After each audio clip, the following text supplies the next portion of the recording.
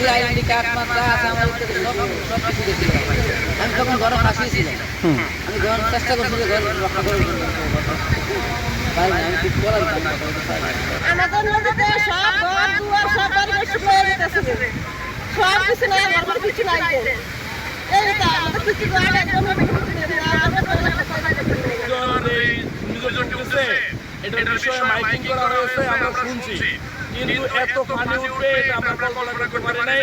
এটা আমরা মনে করি নাই যে এত পানি উঠবে, এত বাড়িঘর তছনছ হয়ে যাবে।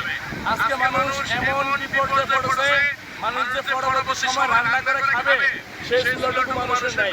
এখন আমাদের দরকার পর্যাপ্ত পরিমাণে শুকনো খাবার এবং সরকারি যে সহযোগিতা দরকার এই অঞ্চলের মানুষের, এই আলেকজান্ডার ইউনিয়নের দক্ষিণ অঞ্চলের মানুষের এখন এটা দরকার। কারণ এখানে শত শত ঘর পড়ে তছনছ, ফ্যামিলিগুলো সব শেষ। আমরা গ্রামবাড়ি আমি কি করা আছে, আমি রাস্তা লাগে ঘর দুটোর লাগে ঘর সেদিকে দেখা গেছে দেখা গেছে আমাদেরকে কালকে মাইকিং করা হয়েছে বিদ্যা আসলে নেওয়ার জন্য।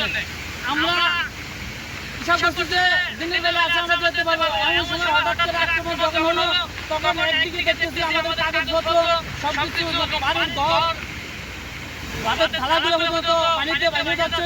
তখন আমরা এগুলা দেখা গেছে উদ্ধার করতে যেয়ে এখন আমরা আশ্রয় করতে পারি। ঘর আসি না বাড়িটা গেছি বড় বড় গাইতে আসি আমি ধরছি, ধরার পরে আমার সাল সব বাচ্চা